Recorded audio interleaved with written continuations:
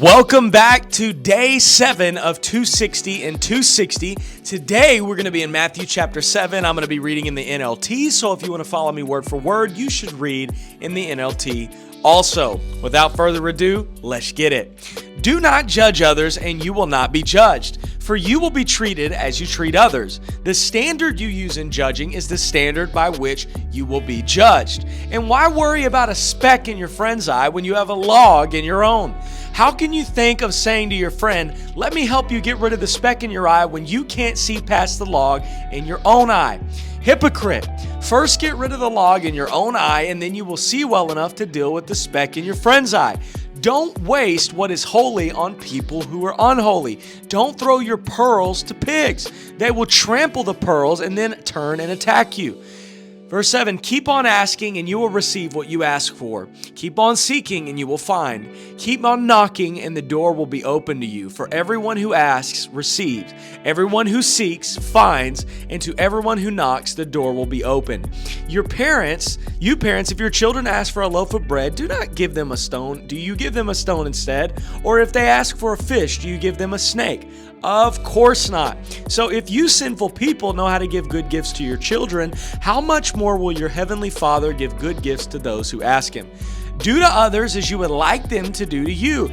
This is the essence of all that is taught in the law of the prophets. Verse 13, you can enter God's kingdom only through the narrow gate. The highway to hell is broad, and its gate is wide for many who choose that way. But the gateway to life is very narrow, and the road is difficult, and only a few ever find it. Beware of false prophets who come disguised as harmless sheep, but are really vicious wolves. You can identify them by their fruit, that is, by the way that they act. Can you pick grapes from thorn bushes or figs from thistles? A good tree produces good fruit, and a bad tree produces bad fruit. A good tree cannot produce bad fruit, and a bad tree cannot produce good fruit. So every tree that does not produce good fruit is chopped down and thrown into the fire. Yes, just as you can identify a tree by its fruit, so you can identify people by their actions. Not everyone who calls out to me, "Lord, Lord," will enter the kingdom of heaven. Only those who actually do the will of my Father in heaven will enter. On judgment day, many will say to me, "Lord, Lord, who we prophesied in your name and cast out demons in your name and performed many miracles in your name." But I will reply, "I never knew you. Get away from me, you who break God's law."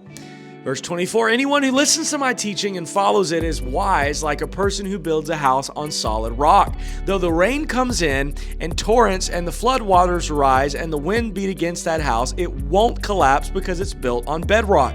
But anyone who hears my teachings and doesn't obey it is foolish like a person who builds a house on sand. When the rains and floods come and the winds beat up against that house, it will collapse with a mighty crash. When Jesus had finished saying these things, the crowd were amazed at his teaching, for he taught with real authority, quite unlike their teachers of religious law. I just want to say I'm so proud of you for making it all the way to day 7 of 260 and 260. I will see you tomorrow for day 8 with Matthew chapter 8. Love you guys so much. Mwah.